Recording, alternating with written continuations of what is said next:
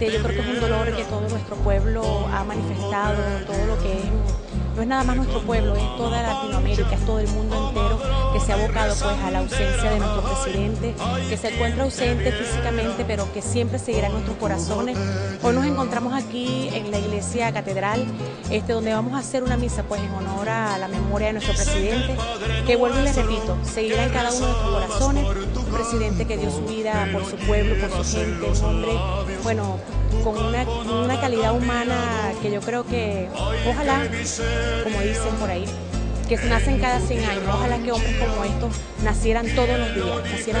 porque de verdad que tuviésemos un mundo diferente, lleno de paz, lleno de amor, lleno de armonía. De verdad que nosotros aquí nos encontramos muy contentos.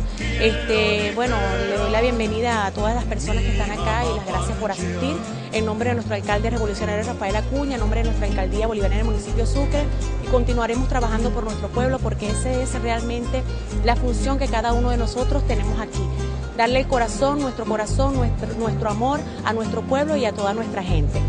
Bueno, un sentimiento muy grande que uno para explicarlo no lo vamos a poder explicar, pero aquí estamos una vez más haciéndole una misa en su honor, diciéndole a las personas que de verdad sienten el dolor, que nosotros somos chavistas, que todavía nos duele, que el comandante vive, el comandante va a seguir vivo entre nosotros y por eso vamos a estar en pie de lucha. Siento que este es un acto de interpretación del gran sentimiento nacional y mundial que hay en torno a la desaparición física, solamente física, del presidente de la República, de nuestro máximo comandante Hugo Chávez Frías. Esta es una misa que forma parte, el alcalde ha considerado, y la iglesia, que forma parte del gran honor que todo el pueblo venezolano le está brindando a nuestro comandante Hugo Chávez Frías, en memoria de una persona que jamás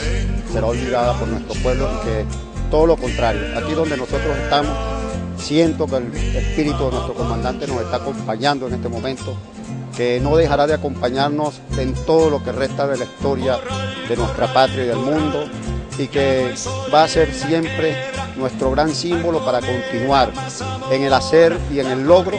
de los máximos objetivos de la Revolución Socialista y Bolivariana. Es así como la Alcaldía Bolivariana del municipio Sucre y sus direcciones rinden un sentido homenaje a la memoria del comandante presidente Hugo Chávez Frías. Chávez vive, la lucha sigue, viviremos y